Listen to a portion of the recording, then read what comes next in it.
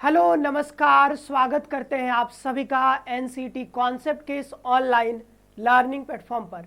आशा करते हैं आप सब बहुत अच्छे होंगे, स्वस्थ होंगे, प्रसन्न होंगे। तो बच्चों, आज के इस सेशन में हम लोग एनसीटी यानी कि नेशनल कॉमन एंट्रेंस टेस्ट 2025 से लेकर के आपका आईटीपी प्रोग्राम में एडमिशन तक का पूरा प्रोसेस क्या रहने वाला है, इसके बारे में हम लोग स्टेप बाय स्टेप पूरी जानकारी आपको देने वाले हैं। ये पूरी प्रक्रिया कैसे जो है संपन्न होती है, इन सारी चीज़ों के बारे में यहाँ पर समझने वाले हैं।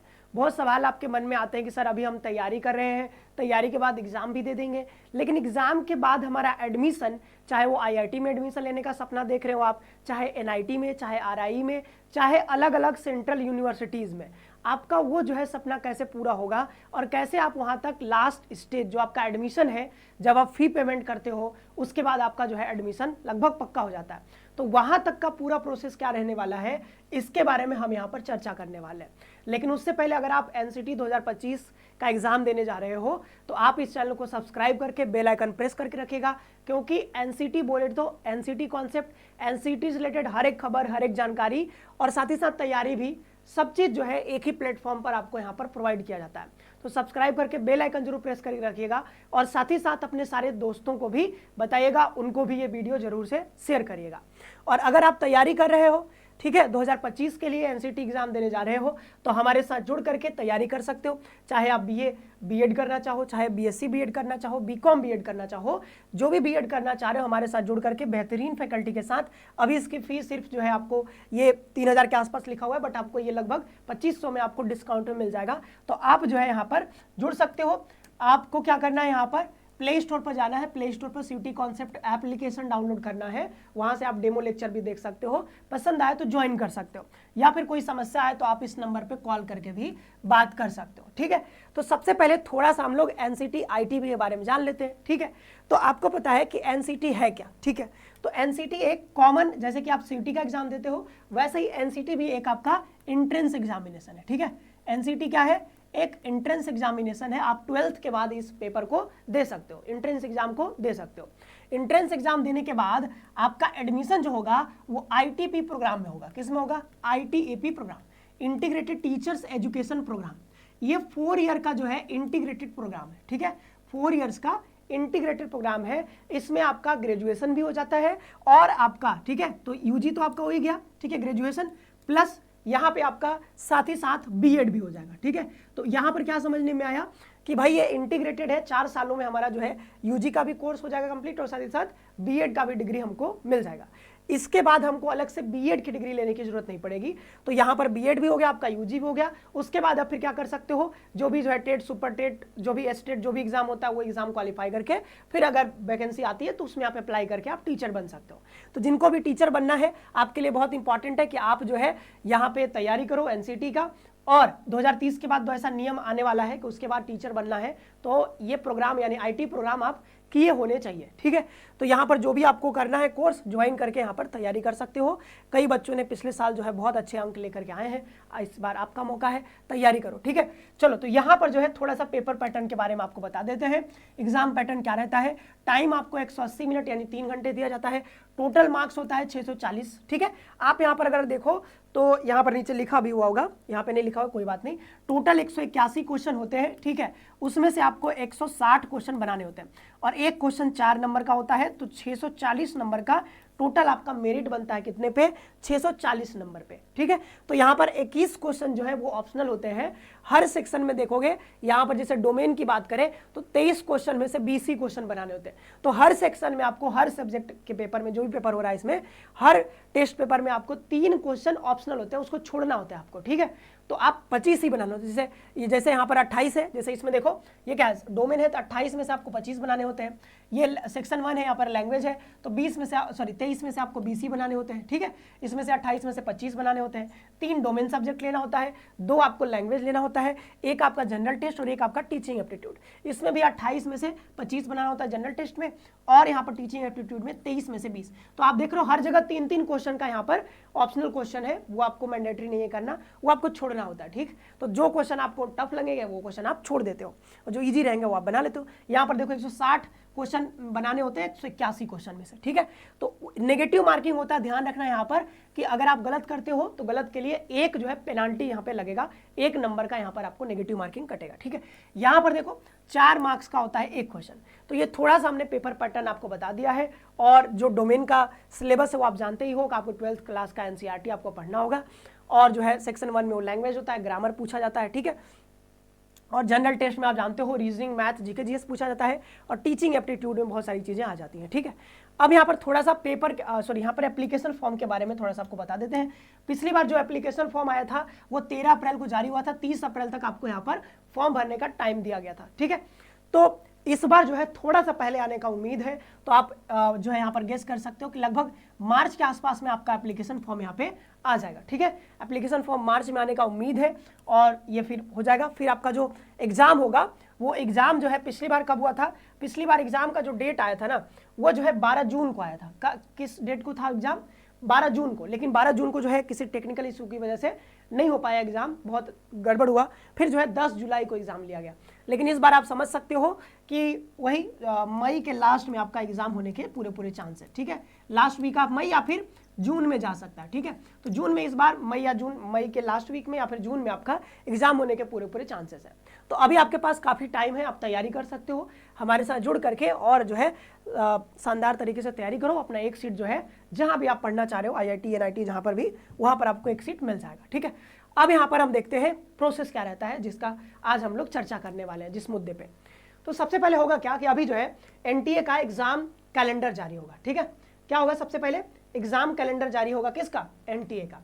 तो NTA अभी एग्जाम कैलेंडर जारी नहीं की है, एग्जाम कैलेंडर जल्द ही जारी कर देगी, ठीक है। पिछली बार आ गया था लेकिन अभी तक नहीं आया, इस बार भी आने का उम्मीद है कि हो सकता है अब नवंबर में नहीं आ रहा है तो दिसंबर में पक्का आपको एग्जाम कैलेंडर देखने को मिल जाएगा। इस एग्जाम कैलेंडर में NTA जितना भी एग्जाम कंडक्ट करवाने वाली होती है सभी का जो है एग्जाम डेट ये बता देते हैं, ठीक है। एप्लीकेशन फॉर्म बता देते हैं, एग्जाम डेट बता देते हैं, एप्लीकेशन फॉर्म कब आएगा, एग्जाम डेट कब होगा। तो ये जो है NTA का एग्जाम कैलेंडर जब आएगा तो NCT का भी एग्जाम ये खुद ही करवाते हैं, NTA खुद ही करवाता है। तो इसमें NCT का एग्जाम कब होगा, एप्लीकेशन फॉर्म कब आएगा, ये पूरा डेट आपको दिसंबर के लगभग दिसंबर महीने में आपको पता चल जाएगी। जैसे एग्जाम कैलेंडर आता है इसी चैनल पे आपको इसके बारे में अपडेट मिल जाएगा। तो एग्जाम कैलेंडर आ जाएगा तो आपको ये पता चल जाएगा कि मेरा एग्जाम कब है, उस हिसाब से आप अपनी तैयारी को जो है बना सकते हो, अपना स्ट्रेटेजी बना सकते हो कि इतने महीने में हमको ये सारी चीजें तैयार करनी है, ठीक है। तो ये जो है एग्जाम कैलेंडर आ जाएगा। एग्जाम कैलेंडर में बता दिया जाएगा कि एप्लीकेशन फॉर्म कब आने वाला है। जैसे पिछली बार अप्रैल में आया एप्लीकेशन फॉर्म, इस बार उम्मीद है कि थोड़ा सा हो सकता है लास्ट वीक ऑफ मार्च में आपको यहाँ पर एप्लीकेशन फॉर्म देखने को मिल जाए, ठीक है।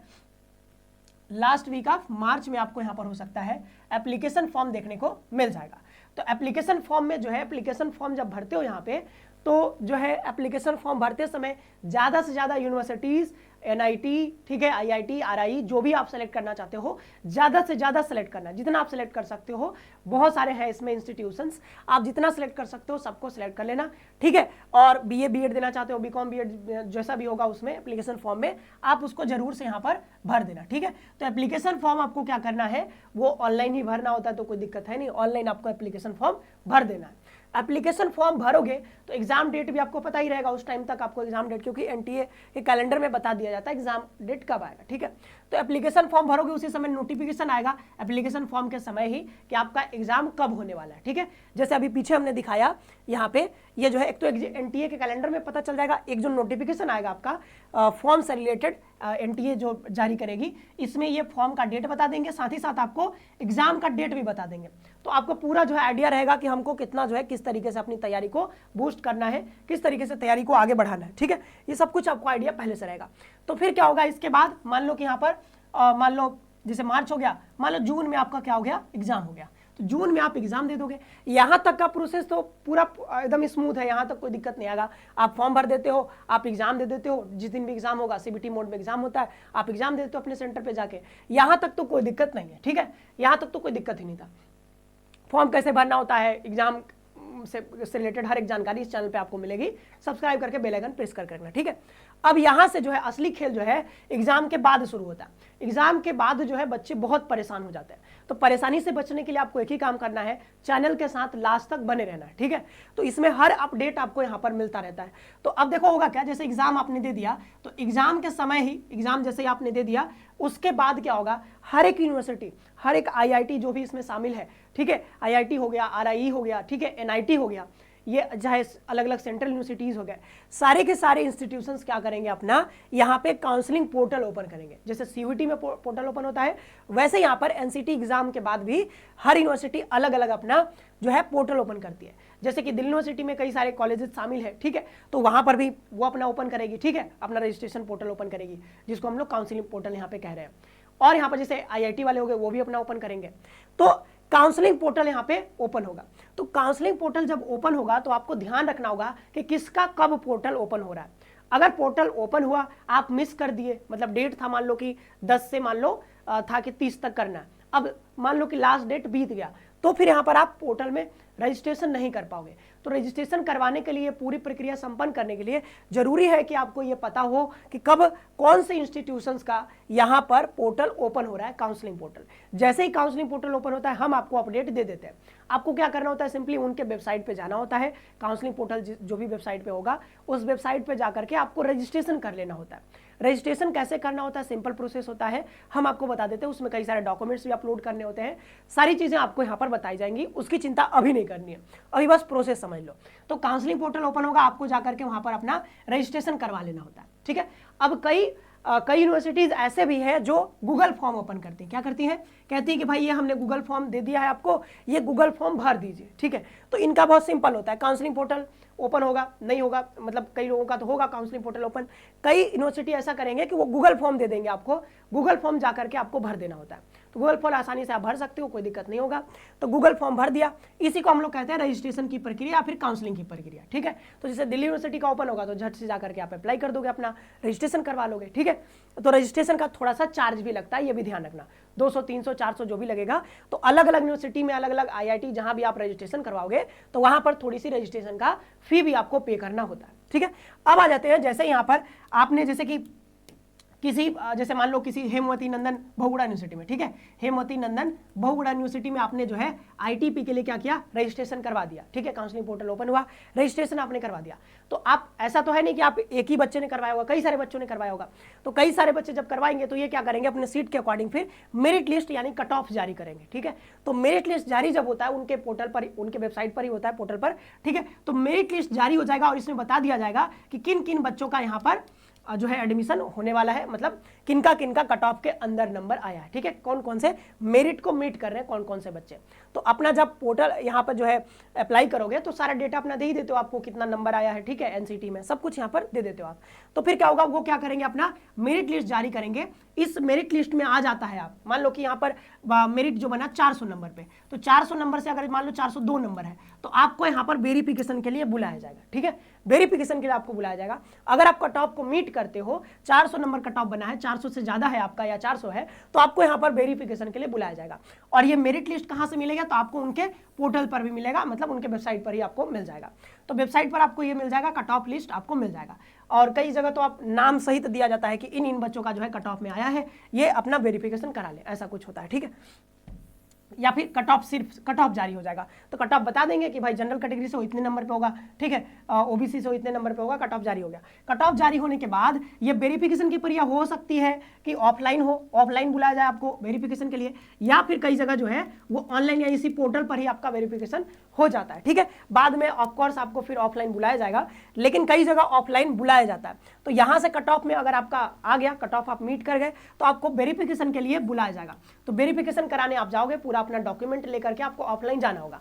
तो ऑफलाइन जाओगे अपने पूरे डॉक्यूमेंट के साथ, असली डॉक्यूमेंट जो है, ठीक है, फोटोकॉपी भी करवाना होता है, बट असली वाला लेकर के जाना होता है। तो वहां पर गए, आपका वेरिफिकेशन हो गया, सब कुछ सही हुआ, तो फिर क्या कहेंगे वो, आप फी पेमेंट कर दो। क्या कर दो, फी पेमेंट कर दो, आपको सीट जो है अलॉट हो जाएगा, ठीक है। तो फी पेमेंट जैसे ही आप कर देते हो, आपको सीट अलॉट हो जाता है और फिर आपका यहाँ पर एडमिशन फिक्स हो जाता है, ठीक है। तो एडमिशन आपको यहाँ पर हो जाएगा। तो कुछ इस प्रकार से यहाँ पर प्रक्रिया रहती है। सीट अलॉट हो गया, तो सीट अलॉट होने का मतलब ये है कि आपको यहाँ पर एडमिशन मिल गया। अब ध्यान रखना कि जो बच्चे IIT में जाना चाहते हैं, ठीक है, या फिर NIT में जाना चाहते हैं, तो इस चीज का ध्यान रखना कि आईआईटी और एनआईटी में आपको यहाँ पर बीए बीएड देखने को नहीं मिलेगा, बीकॉम बीएड देखने को नहीं मिलेगा। आईआईटी और एनआईटी में आपको सिर्फ और सिर्फ बीएससी बीएड देखने को मिलेगा। ठीक है, इस कंफ्यूजन से बचना। ठीक है, कई बच्चे जो है आईआईटी में अप्लाई कर देते हैं और उनको करना होता है बीए बीएड। तो बीए बीएड करना है तो आपको यूनिवर्सिटी से, आरआई से, या फिर मतलब सेंट्रल यूनिवर्सिटी जहां से भी करना है उधर से कर लो। आप यहाँ पर बीएससी बीएड करना हो तभी आप एनआईटी आईआईटी में जाइएगा। ठीक है, आपको अगर बीए बीएड या फिर बीकॉम बीएड करना है तो आपको यहाँ पर अप्लाई करने का मत करिएगा, क्योंकि यहाँ पर है ही नहीं सीट। ठीक है, यहाँ पर सिर्फ आपको बीएससी बीएड करवाया जाता है। ठीक है, तो ये बात अभी ध्यान आई तो मैंने आपको बता दिया। और ये सारी प्रक्रिया रही। ठीक है, वेरिफिकेशन हो जाएगा, सीट अलॉटमेंट हो जाएगा, सीट अलॉटमेंट के बाद आपका एडमिशन हो जाता है, फिर कोई दिक्कत है नहीं। ठीक है, तो इस तरीके से आपका यहाँ पर एडमिशन होता है। तो पूरी प्रक्रिया हमने कोशिश करी यहाँ पर आपको समझा दी है।